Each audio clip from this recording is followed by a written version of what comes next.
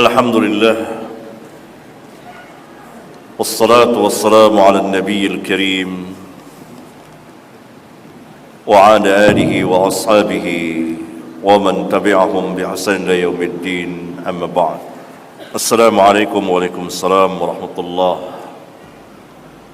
Saya belajar bahasa Arab di masjid dekat rumah.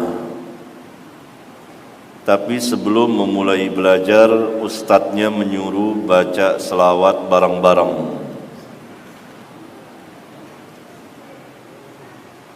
Bagaimana pendapat ustadz? Apa saya harus mengikuti? Apa diam saja mendengarkan? Baca selawat bareng-bareng, satu suara. Baca Quran bareng-bareng, satu suara. Baca zikir bareng-bareng, satu suara. Semuanya tidak ada sunnahnya dari Nabi yang mulia alaihi salatu wassalam. Dan dia adalah bid'ah. Disukai kita membaca selawat kapan waktu saja. Jangan tentukan waktunya, caranya, sifatnya, bilangannya. Seperti ini. Tentu ini bid'ah. Tidak ada sunnahnya dari Nabi yang mulia, yakni bid'ah. Hukumnya. Dan tidak boleh dikerjakan. Dan penanya tidak boleh mengikutinya.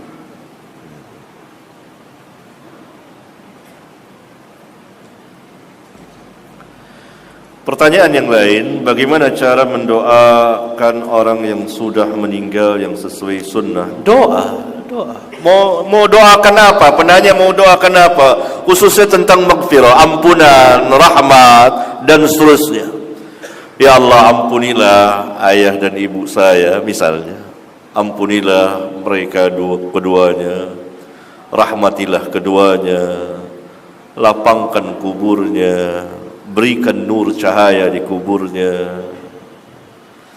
Masukkan dia ke dalam surgamu. Masukkan dia ke dalam surga Firdaus. Jauhkan dia dari azab kubur, azab neraka. Seterusnya. Orang tua doa. Jangan kirim bacaan Al-Fatihah, bid'ah. Jangan selamatan kematian. Ini bid'ah munkar yang tersebar. Dan ini ijma' sahabat. Selamatan kematian atau yang kita kenal di negeri kita ini dengan nama tahlilan. Tahlilan, bukan tahlil mengucapkan la ilaha illallah, enggak. Tahlilan, orang panggil tahlilan karena di dalamnya ada bacaan-bacaan tahlil. Ini merupakan bid'ah besar yang tersebar luas. Dan ijma' sahabat, kemudian ijma' para ulama mengharamkan perbuatan ini. Bukan dengan cara demikian.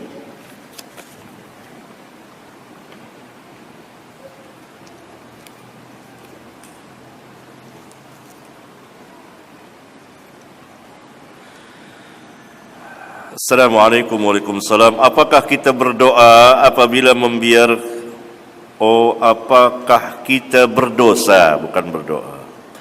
Maaf. Apakah kita berdosa apabila membiarkan bid'ah di sekeliling kita, keluarga, saudara dan lain-lain, sedangkan kita tidak cukup kemampuan untuk menyampaikan kebenaran? Apa yang harus kita perbuat? Sini sebetulnya sudah terjawab. Karena dia tidak punya kemampuan. Pertama, seseorang diperintah untuk dirinya. Qu anfusakum wa ahlikum, dan diri. Jaga dirimu dan keluargamu. Diri dulu. Ibda binafsik, kata Nabi SAW. Dahulukan dirimu. Kalau punya kemampuan, ajak yang lain. Pertama orang yang kita ajak adalah anak dan istri, itu ahli. Banyak jalan sekarang untuk mengajak. Ajak mereka ke majelis seperti ini, datang ke majelis ilmu, belajar. Kata Nabi sallallahu alaihi wasallam dalam hadis sahih riwayat Imam Muslim, "Man dalla ala khairin falahu mislu ajri fa'ilihi." Barang siapa yang mengajak, menunjuki kebaikan, maka dia dapat pahala seperti orang yang mengerjakannya.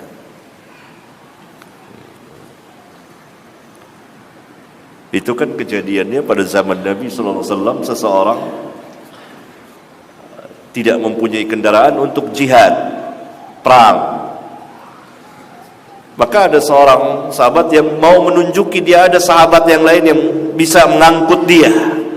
Maka Nabi sallallahu alaihi wasallam mengatakan, "Man dalla ala khairin falahu mislu ajri fa'ilihi." Barang siapa yang menunjuki kebaikan, maka dia seperti orang yang mengerjakan kebaikan itu.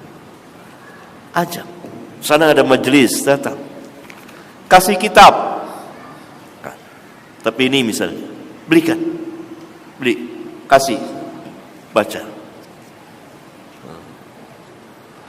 Atau kitab yang ditulis oleh yang lebih besar dari ini dan lebih luas lagi, Fadilatul Ustaz Yazid bin Abdul Qadir Jawaz, Mulia dengan Manhaj Salaf. Sebuah kitab yang bagus sekali dan patut dibaca oleh kaum muslimin untuk lebih mengenal lebih dalam tentang hakikat manhaj salaf, yakni sebuah kemuliaan apabila kita mengikuti manhaj salaf. Kita hadiahkan kepada saudara kita banyak jalan. Kalaupun kita belum mampu, maka di hati. Tidak berdosa tentunya bagi orang tidak mampu. Assalamualaikum Ustaz. Waalaikumsalam warahmatullahi wabarakatuh. Bagaimana menyikapi perkataan salah satu dosen dari kampus Islam yang mengatakan kalau Al-Quran harus direvisi kembali, Al-Quran harus direvisi kembali. Jadi seperti kitab ini ada salah cetak, ada saya salah nulis, namanya manusia salah. Disamakanlah Al-Quran seperti itu. Nah ini yang saya katakan tadi, itulah manhaj yang kita kenal atau populer saat ini dengan manhaj liberal. Membantah Al-Quran. Quran sudah tidak relevan, jadi banyak yang perlu direvisi. Nasihat saya kepada penanya, jangan duduk di majelis dosen ini. Tinggalkan. Hati ini dhaif. Syubhat begitu banyak. Mereka inilah orang-orang filsafat yang mengambil ajaran mereka dari para penyembah berhala dan penyembah bintang, dari para ahli filsafat Yunani, dari orang-orang yang tidak beriman kepada Allah dan hari akhir, tidak beriman kepada al-anbiya wal mursalin. Karena salah satu kaidah ajaran filsafat adalah berpikir bebas dan mengatakan bebas tanpa terikat dengan sesuatu. Tidak boleh ada yang mengikatnya. Karena itu pada zaman dahulu para filosof yang mengatasnamakan Islam pun omongannya seperti ini. Dalam bab yang lain,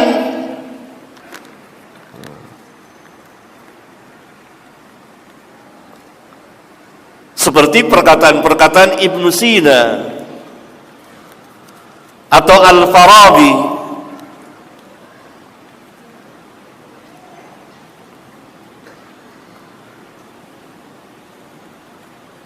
Yang menerjemahkan kitab Aristoteles.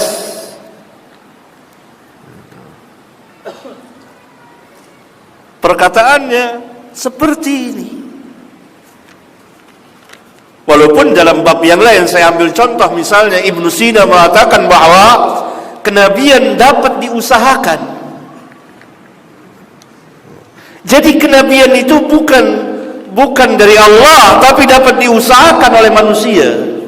Itu manhaj Ibnu Sina, seorang ahli filsafat yang mengatasnamakan Islam dan ingin memadukan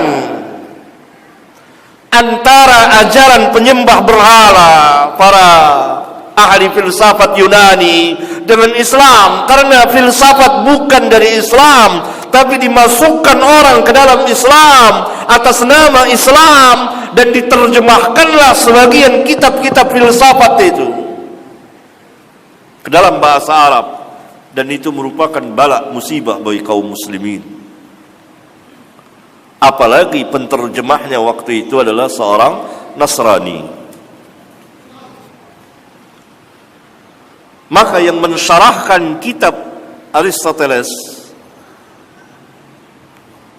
Al-Farabi, kemudian Ibnu Sina, di antara manhaj Ibnu Sina, kenabian dapat diusahakan dengan memiliki daya khayal yang tinggi, kekuatan jiwa, latihan olahraga jiwa, bisa jadi nabi. Nah, ini kan membantah Al-Quran.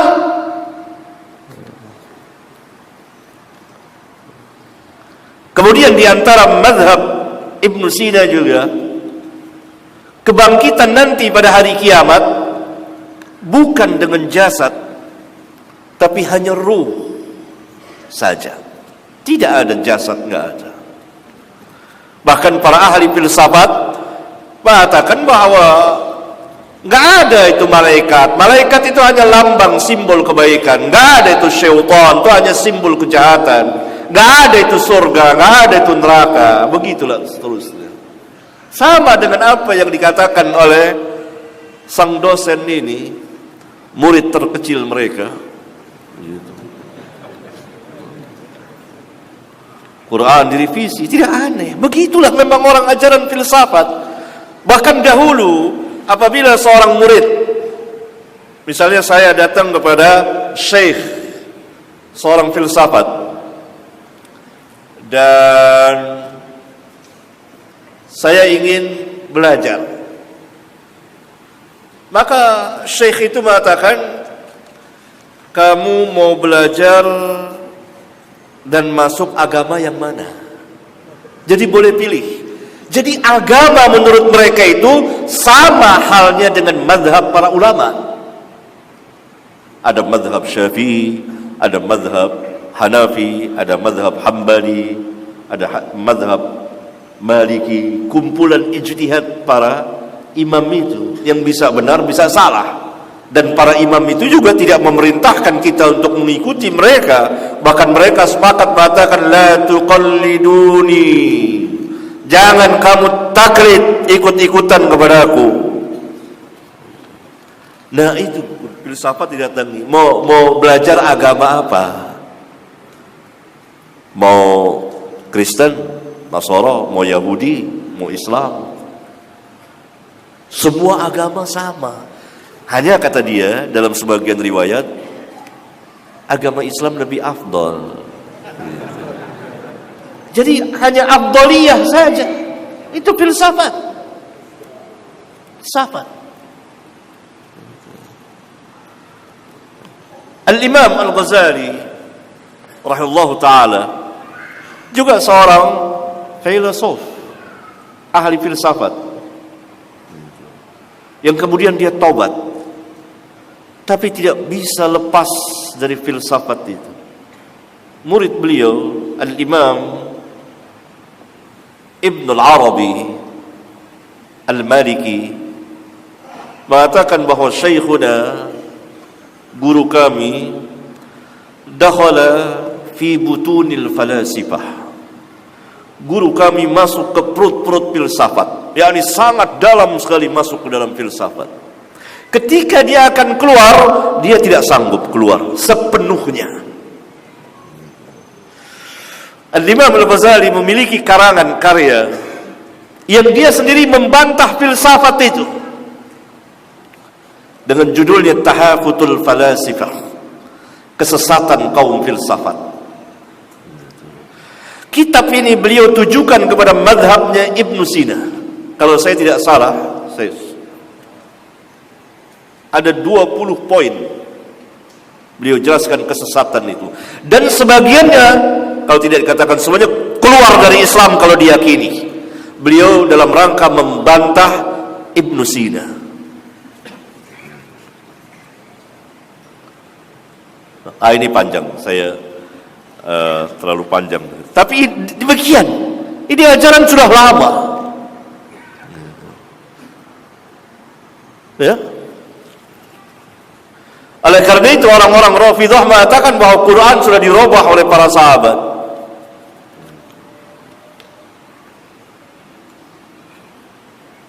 Tapi mereka ini kalau di medan debat sangat kelihatan jahilnya, kebodohannya.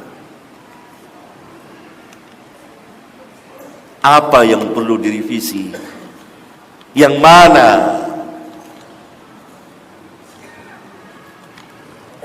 Mereka katakan poligami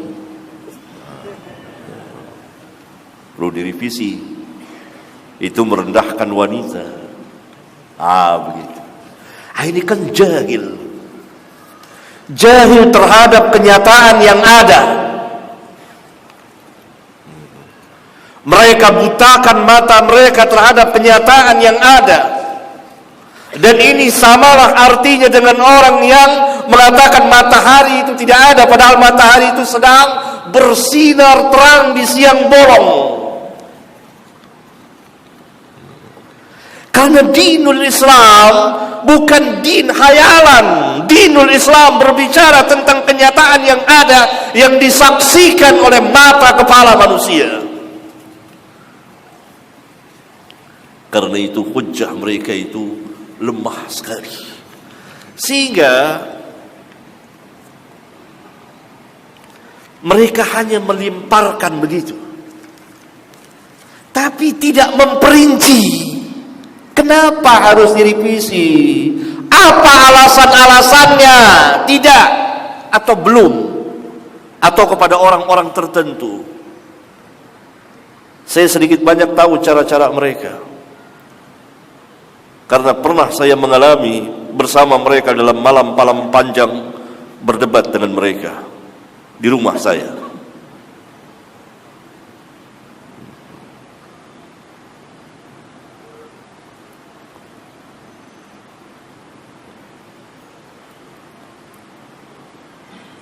Dilemparkanlah kepada manusia, kepada mahasiswa.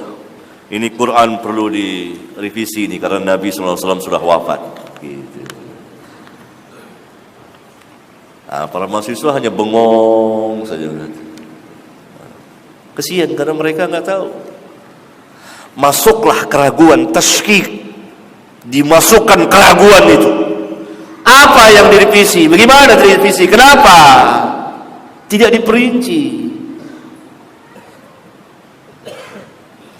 Mereka lempar ke sana mujmal. Hukum mati dalam Islam itu bertentangan dengan hak asasi manusia. Hanya itu.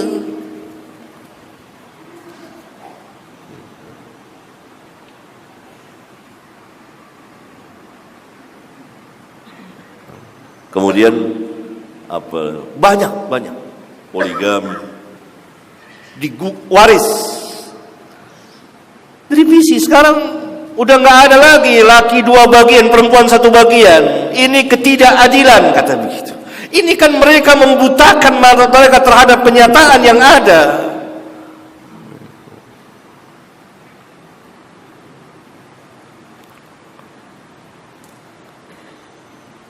Yakni mereka adalah kaum zanadiqah. munafikin yang merusak Islam dari dalam. Karena itu para mahasiswa, kalau antum tidak punya kekuatan ilmiah, dan jelas antum belum memiliki kekuatan ilmiah, jangan berdebat dengan mereka, jangan duduk di majelis mereka, tinggalkan dosen-dosen yang seperti ini. Kalau gitu Ustaz, kami risikonya harus keluar. Kalau risikonya demikian harus keluar, dia keluar. Menyelamatkan agama antum. Mau antum nanti keluar dari situ penuh keraguan di hati, syak terhadap dinul Islam, karena salah satu cara mereka, salah satu cara kaum zindik adalah memberikan tasyki, keraguan di hati kaum muslimin akan agamanya. Dilemparkanlah pertanyaan-pertanyaan atau hal-hal yang seperti tadi, Quran perlu direvisi, ini ada ayat-ayat yang kayak bertentangan dengan ini dan ini seterusnya. Sehingga syak seorang mukmin yang tadinya meyakini Al-Quran kemudian menjadi ragu. Karena itu tutup telinga antum, keluar.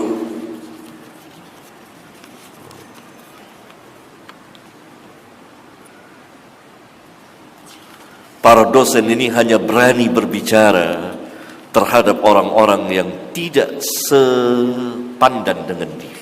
Berbicara terhadap kaum muslimin yang lemah, kaum muslimin awam yang tidak punya hujjah. Tapi mereka hampir-hampir langka, kecuali sebagian orang yang berani duduk berhadapan dengan ahli ilmunya.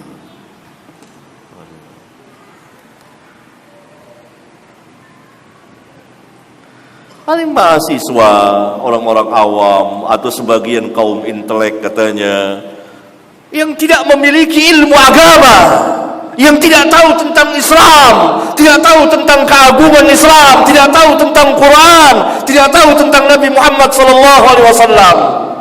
Mereka bicara, mereka lemparkan tasyki, keraguan. Berani mereka duduk dengan orang-orang alim,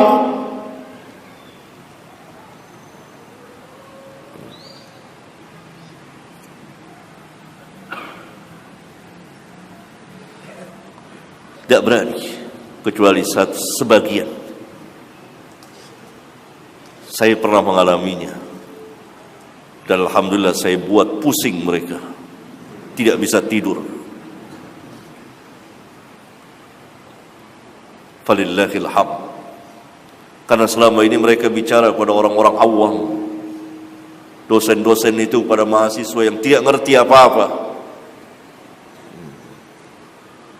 Ya, katakanlah Quran itu perlu direvisi, ayat ini sudah langsung terang-terangan, ayat ini bertentangan dengan hak asasi manusia, ayat ini tidak adil, la ilaha illallah. Tapi mereka tidak punya hujjah. Hatu burhanakum in kuntum shadiqin. Mana hujjah antum?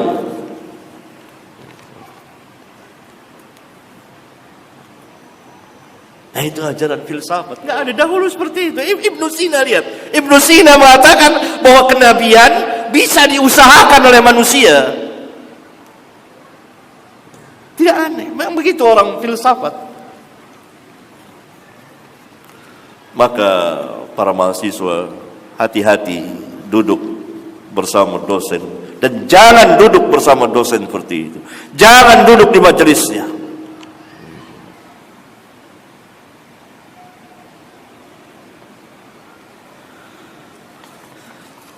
Pertanyaan tentang ISIS. ISIS adalah jahil. Tidak ada seorang pun ulama di kalangan mereka. Dan itu atas pengakuan mereka sendiri. Dan pemimpinnya Abu Bakar al-Baghdadi tidak dikenal, tidak ma'ruf di kalangan ulama. Para pemimpin ISIS itu majhulun, tidak dikenal agamanya dan orangnya. Dan tidak ada seorang pun ulama yang menyetujui pergerakan ISIS itu atau mengakui khilafahnya. Dan ini adalah ciri ciri yang sangat mencolok dari Khawarij, yaitu kejahilan. Assalamualaikum warahmatullahi wabarakatuh. Waalaikumsalam warahmatullahi wabarakatuh.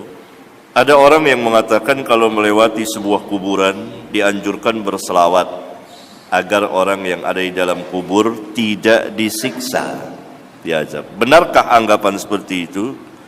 Jelas tidak benar, sama sekali tidak benar. Tidak ada keterangannya. Yang ada kita dianjurkan melewati kuburan dengan membaca doa kubur. Bagaimana pemahaman para sahabat tentang pusat tata surya? Apakah bumi atau matahari? Apakah sesuai dengan ilmu modern yang membuktikan bahwa pusat tata surya adalah matahari dan bumi mengelilingi matahari?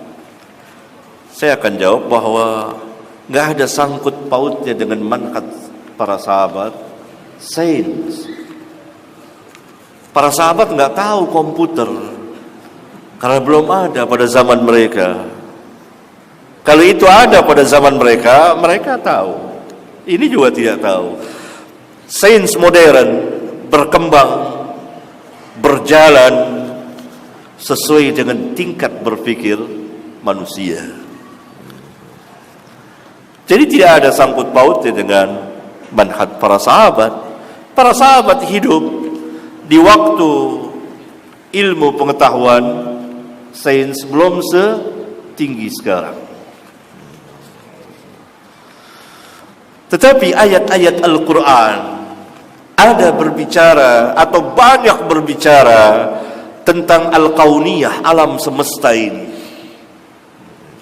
yang baru ditemukan sebagiannya pada abad ke-20 Miladiyah.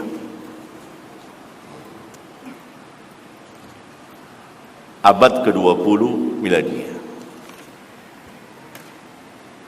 Tidak berarti bahwa Al-Quran itu sebagai kitab pengajaran sains, tidak. Itu keliru. Al-Quran adalah wahyu, Al-Quran adalah hidayah Rabbul Alamin kepada manusia. Kalau Al-Quran berbicara tentang ayat-ayat kauniyah, itu ingin membuktikan pertama, kebenaran Al-Quran yang dia merupakan wahyu Rabbul Alamin. Al-Quran berbicara pada 15 abad yang lalu. Allah berfirman, wasyamsu tajri limustaqarrin laha, dan matahari berjalan di tempat perjalanannya.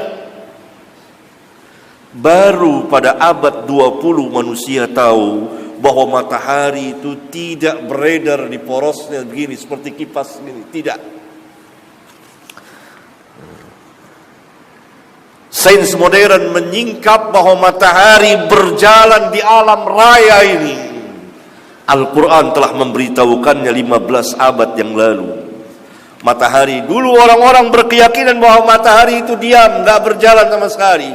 Pada abad pertengahan manusia meyakini bahwa matahari itu berputar di porosnya. Maka pada abad modern, abad ke-20 baru ditemukan oleh para ilmuwan bahwa matahari itu berjalan di alam raya ini, tidak pernah berhenti, persis seperti yang Rabbul Alamin katakan, wasyamsu tajri. Tajri, kalimat tajri al-intiqal min makanin ilal makan, berpindah dari satu tempat ke tempat yang lain, tidak tetap berada di tempat itu, dia berjalan terus. Para sahabat itu telah mengimaninya, dan Nabi dalam hadis sahih mengatakan kepada Abu Dzar, kemana perginya matahari ini? Berjalan, dia berjalan terus sampai di bawah arsy, dia sujud, dan Allah perintahkan lagi berjalan terus sampai satu saat nanti dia terbit dari tempat terbenamnya. Hadis sahih riwayat Bukhari dan Muslim, dan para sahabat mengimaninya. Ayat-ayat Al-Quran banyak berbicara tentang sains, tentang ilmu pengetahuan, tapi bukan Al-Quran, bukan kitab ilmu pengetahuan. Itu untuk membuktikan kebenaran wahyu, kebenaran Al-Quran. Dia adalah min indillah, pertama. Yang kedua, sebagai bukti hujjah bahwa Nabi Muhammad SAW adalah seorang nabi dan rasul benar adanya. Dan yang ketiga, Al-Quran tidak bertentangan dengan alam kauniyah ini. Sunnatullah berlaku di alam semesta ini. Dan sebagiannya Rabbul Alamin terangkan.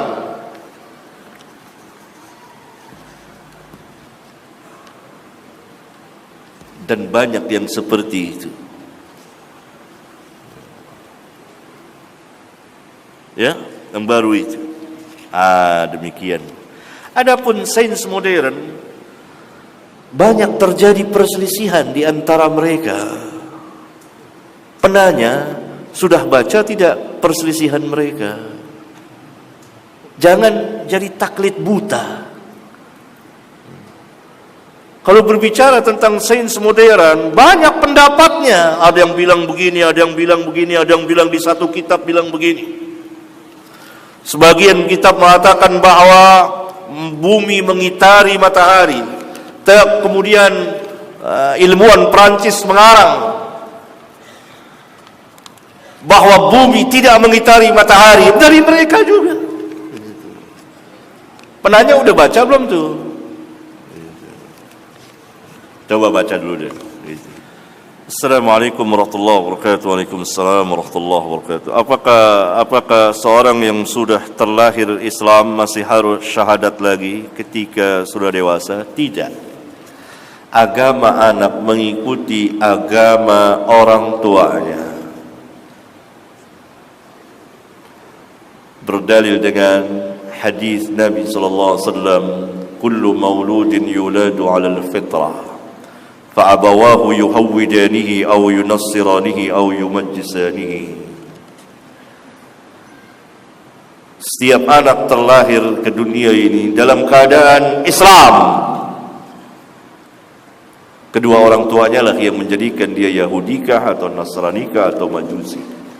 Ini hadis sahih riwayat Bukhari dan Muslim. Dalam riwayat Imam Muslim ada tambahan, fa in kana muslimaini fa muslimun. Jika kedua orang tuanya muslim, maka langsung dia jadi Islam. Dia tidak perlu syahadat lagi. Salah satu sekte Khawarij yang juga pernah ada di negeri kita ini,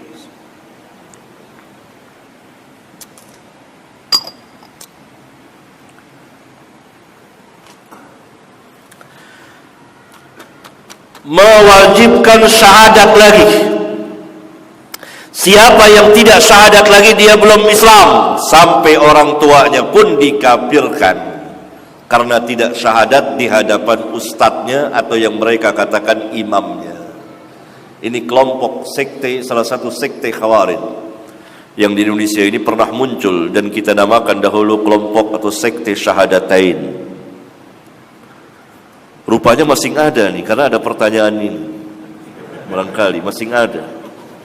Ya, masih ada nih. Sekte mewajibkan syahadat lagi. Tidak sah syahadat kita, tidak sah keislaman kita, karena kita belum disyahadatin. Tapi mereka mensyaratkan syahadatnya oleh imam mereka, kelompok mereka. Hatta orang itu bersyahadat, kalau tidak di tengah-tengah kelompok mereka, kalau tidak disyahadatin oleh imam mereka, tidak sah syahadatnya. Ini dulu dianut oleh anak-anak SMA, sebagian anak-anak kuliah. Mereka ini keras-keras dan mengkafirkan kaum muslimin yang lain. Orang tuanya dikafirkan, ibunya dikafirkan. Ini kan jahil, yang menunjukkan mereka tidak belajar agama, tidak belajar agama dari ahlinya.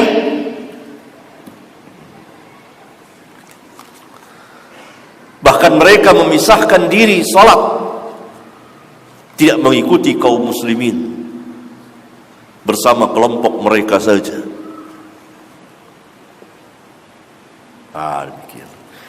Jadi jawabannya tidak perlu disyahadatkan lagi. Dia sudah muslim karena agama anak mengikuti agama kedua orang tuanya. Pertanyaan ada seseorang yang menikah dengan laki-laki yang mempunyai latar belakang filsafat yang kental. Salah satu keluarga bertitel profesor dan doktor.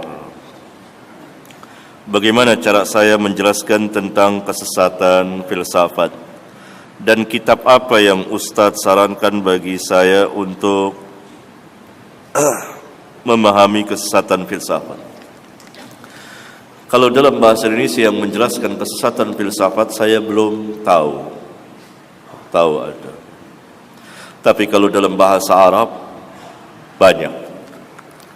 Di antaranya kitab-kitab Syekhul Islam bin Taimiyah rahimahullah ta'ala. Kalau dalam bahasa Indonesia saya tidak tahu. Bahkan banyak dalam bahasa Indonesia yang menjelaskan tentang kemuliaan filsafat.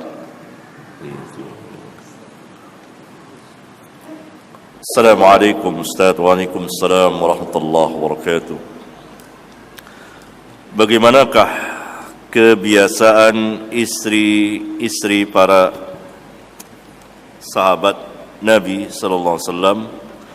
Apakah setiap mereka keluar rumah ditemani mahramnya walaupun jaraknya dekat? Jawabnya tidak, kecuali safar.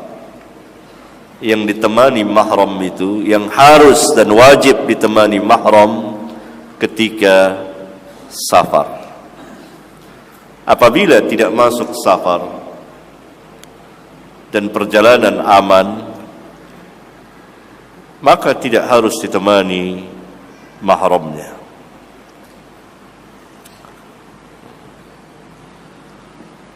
Para sahabiyat keluar sesuai dengan hajat mereka, keperluan mereka, tanpa ditemani mahram. Istri Nabi, salah satu contohnya saja, banyak dalilnya, Sofiyah radhiyallahu ta'ala anha keluar dari rumahnya sendiri menjenguk Nabi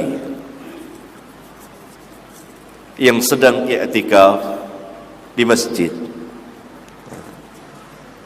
Kan sendiri dia keluar dari rumahnya, walaupun rumahnya dekat.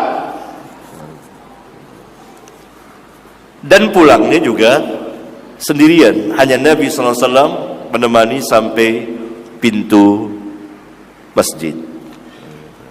Dan banyak dalil yang lain. Selama tidak safar, maka tidak harus ditemani mahramnya. Dan apakah istri harus minta izin kepada suami setiap kali keluar rumah walaupun jarak dekat? Izin ada yang bersifat khusus, setiap kali akan keluar apabila diperlukan. Ada yang bersifat umum. Bersifat umum. Saya setiap hari ke pasar, gitu. Diizinkan oleh suami, maka tidak perlu dia setiap hari minta izin. Ada yang harus dia setiap keluar dia minta izin. Karena istri terikat dengan suami dan suami adalah sebagai pemimpinnya. Assalamualaikum warahmatullahi wabarakatuh. Ada hadis riwayat Abu Hurairah, maksudnya dari jalan Abu Hurairah barangkali ini. Barang siapa ziarah ke kubur kedua orang tuanya atau salah satunya, kemudian dia membaca surat Yasin di pekuburan tersebut, maka dia telah diampuni dengan sebanyak ayat atau huruf ayat tadi. Ini hadis-hadis palsu yang beredar.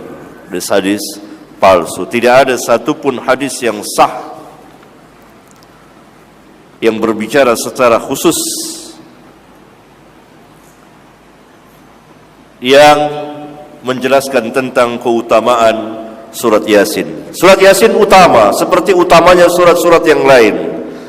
Tapi secara khusus tidak ada satupun hadis yang sahih. Pertanyaan, kenapa orang-orang yang tidak melakukan acara selamatan kematian atau tahlilan dikatakan aliran Wahabi? Padahal kalau begitu para sahabat Wahabi, para tabi'in Wahabi, Imam Syafi'i Wahabi, Imam Ahmad Wahabi, Imam Malik Wahabi, Imam Abu Hanifah Wahabi, dan seterusnya. Karena mereka juga tidak tahlilan. Bahkan Imam Syafi'i dengan tegas mengatakan haram tahlilan, dibenci kumpul-kumpul di tempat ahli mayit, hanya kumpul-kumpul saja, tidak upacara tahlilan, tidak upacara makan-makan, tapi hanya kumpul-kumpul. Beliau telah mengharamkannya. Apa kita mau katakan Imam Syafi'i Wahabi? Padahal Imam Syafi'i telah lahir 1000 tahun sebelum Muhammad bin Abdul Wahhab, Syekhul Imam, lahir. Jadi semua yang menuju kepada sunnah Wahabi. Bahkan pernah kejadian sebagaimana diceritakan oleh Syekh Muhammad Nasiruddin Albani Al-Imam rahmatullahi alaih, seorang dosen Kristen mengajar di salah satu universitas. Dia menjelaskan tentang pergerakan atau dakwah Syekh Al-Imam Muhammad bin Abdul Wahhab. Demikian cermatnya, demikian semangatnya. Karena barangkali dia guru sejarah atau apa. Jelaskan. Orang Nasrani, dosennya. Murid-muridnya, sebagian muridnya mungkin ta'assub madhabiyah. Akhirnya muridnya itu mengatakan, Ustadz kita ini Wahabi. Sampai orang Kristen pun dikatakan Wahabi. Dan itu kejadian. Ustadz kita ini Wahabi. Hanya karena sang dosen menjelaskan tentang pergerakan dakwah Syekhul Imam Muhammad bin Abdul Wahhab. Wahabi, Wahabi, Wahabi, Wahabi. Padahal dakwah Syekhul Imam Muhammad bin Abdul Wahhab tidak keluar dari Al-Quran dan Sunnah, dan mereka mengikuti para ulama yang sebelumnya. Maka keluarlah tuduhan-tuduhan yang miring terhadap beliau. Ustadz Khawarij atau yang sedang populer sekarang ISIS merupakan firqah sesat yang berbahaya. Tapi mengapa sampai sekarang masih ada pihak yang mengatakan Salafi Wahabi juga termasuk firqah ini? Ini adalah tuhmah, tuduhan yang tidak mempunyai bukti. Ahlus sunnah, salafiyun, para ulama mereka berlepas diri dari firqah sesat dan menyesatkan ini. Oleh karena itu mereka yang mengatakan bahwa ISIS ini ada kaitannya dengan Salafi Wahabi, kalau ini bukan tuduhan dan salah paham, kalau kita berhusnudzon maka salah paham mereka. Barangkali melihat penampilan,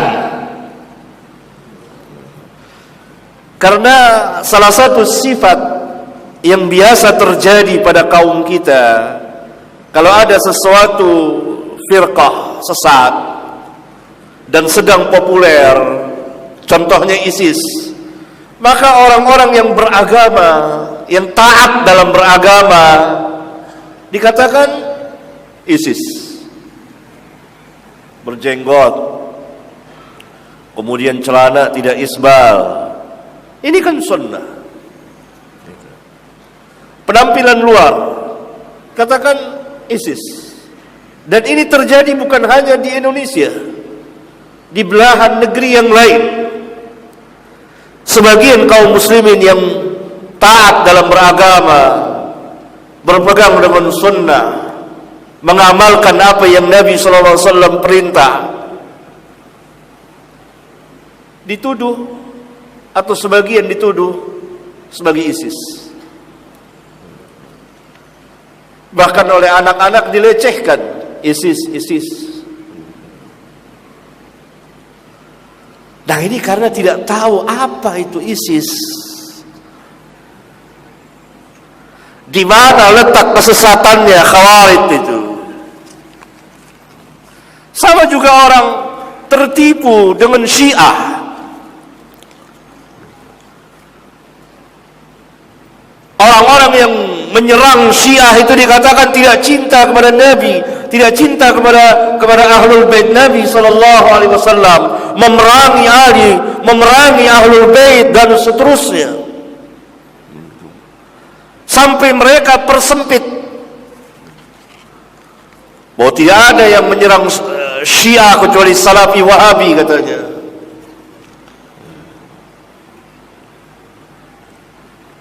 Ini tentu merupakan tuduhan-tuduhan yang keji, sangat keji.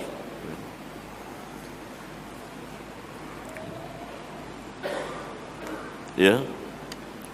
Karena memang kebanyakan kita tidak tahu hakiki kain sebenarnya.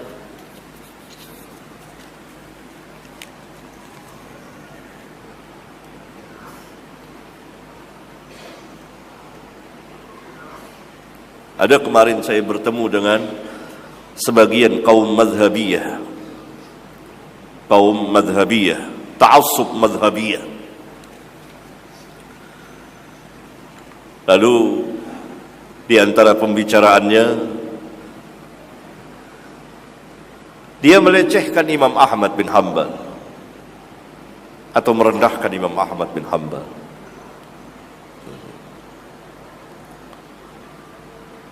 Maka saya tegur, tidak boleh merendahkan seperti itu. Tahukah antum siapa Imam Ahmad itu? Imam Ahlus Sunnah dan seterusnya.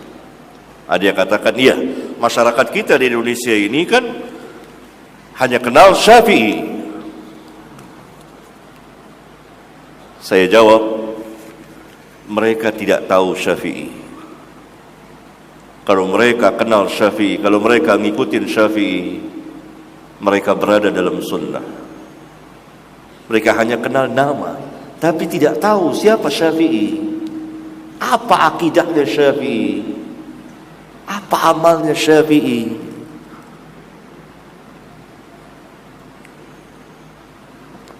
Itu. Lalu saya tanya, antum sudah baca kitab Imam Syafi'i? Belum baca. Lalu antum baca kitab apa? Kitab murid-muridnya. Siapa murid-muridnya? Oh, yang sudah 1000 tahun lewat, yang sudah ini. Itu bukan. Jadi dia sendiri tidak mengenal Syafi'i, tidak tahu siapa Syafi'i itu, apa akidahnya Syafi'i, apa amalnya Syafi'i. Apa Imam Syafi'i tahlilan? Imam Syafi'i zikir-zikir rame-rame, kemudian salaman-salaman. Walhal di kitabnya Imam Syafi'i mengatakan bahwa imam dan makmum hendaklah masing-masing berzikir dengan suara yang sir terdengar oleh dia. Dia tidak tahu. Jadi hanya tahu nama. Begitulah.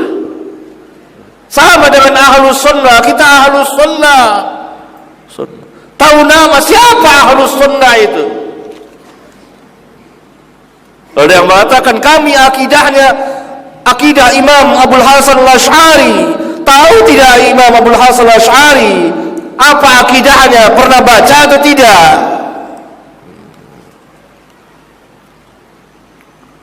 Demikian juga orang tidak tahu, memberikan cap Wahabi yang sesat, tidak tahu hakikatnya. Siapa Syekh Al-Imam Muhammad bin Abdul Wahhab rahimahullah ta'ala? Apa dakwahnya? Tidak baca, tidak tahu. Sama dengan orang yang ta'assub madhabiyah ini, dia tidak tahu. Iya memang orang Indonesia Syafi'i, tapi tidak tahu siapa Syafi'i itu, apa akidahnya, apa amalnya, bagaimana mazhab beliau, enggak tahu.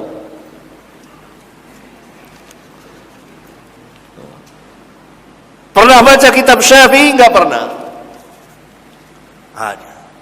Bingung saya tanya begitu. Bahkan saya pernah ketemu dengan dua orang intelektual salah satu organisasi besar dan calon kiai.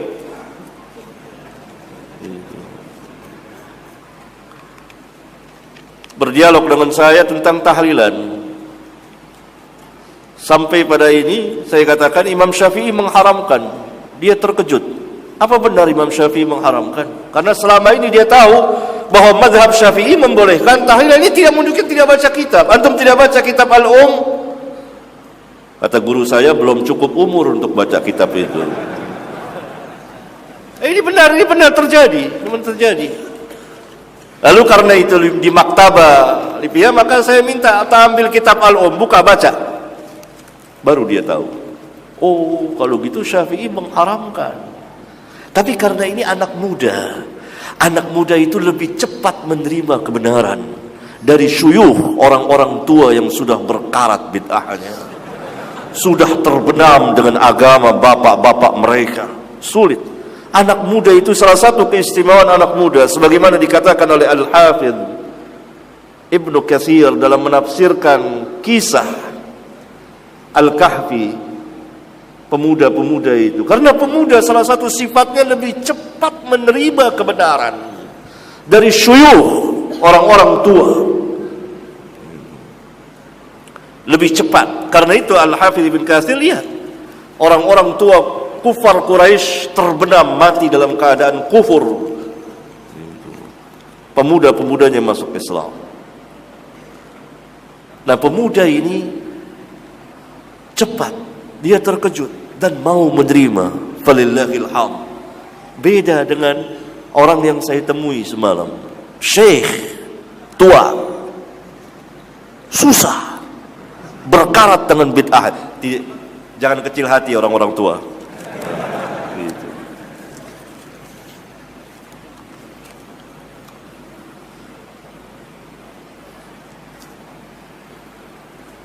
Iya. Jadi orang banyak mengenal nama tapi tidak hakikinya, tidak tahu.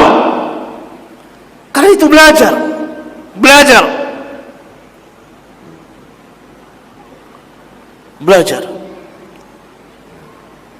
Apalagi kalau sudah dengar nama, sudah tolak dulu. Ini nama, Ibnu Taimiyah. Ini jangan. Dia nggak baca apa isinya.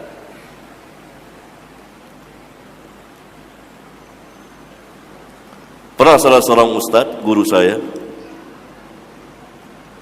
kalau temannya para kiai, dia kasih kitab Syekhul Islam Ibnu Taimiyah, tapi ditutup namanya dihilangin, difotokopi kitabnya. Disuruh bacalah para kiai itu. Bagus nggak nih kitab? Bagus nih, penuh ayat. Selama ini kan membuktikan mereka ini hanya dengar taklid saja dari mulut ke mulut. Ibnu Taimiyah sesat. Tapi tidak baca, dibuktikan waktu itu. Saya diceritakan, dikopikanlah bukunya, baca. Coba baca. Bagus nggak buku ini? Tidak dikasih tahu siapa penulisnya. Baca.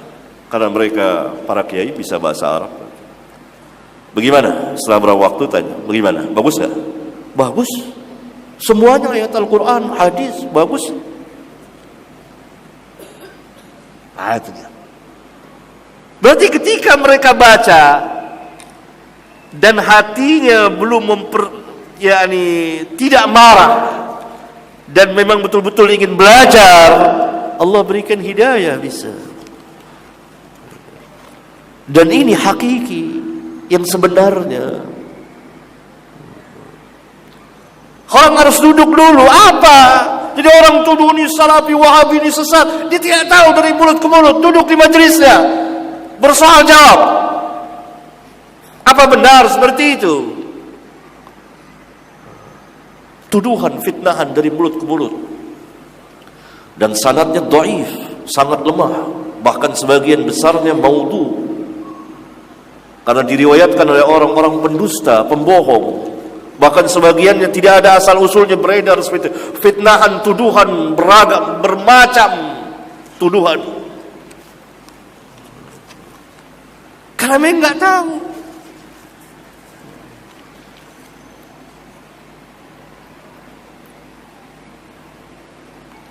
Hanya pengakuan, hanya pahaman. Seperti orang yang aku Indonesia, Malaysia, Brunei, madhabnya Syafi'i. Apa benar Syafi'i? Muhammad bin Idris Al-Syafi'i Al-Qurashi, orang Quraisy, Syafi'i yang mana?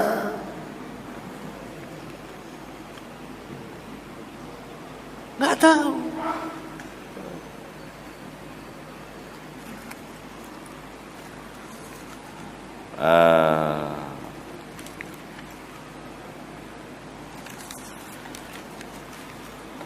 Walhasil ikhwan, sudah diberitahukan oleh panitia, habis waktunya.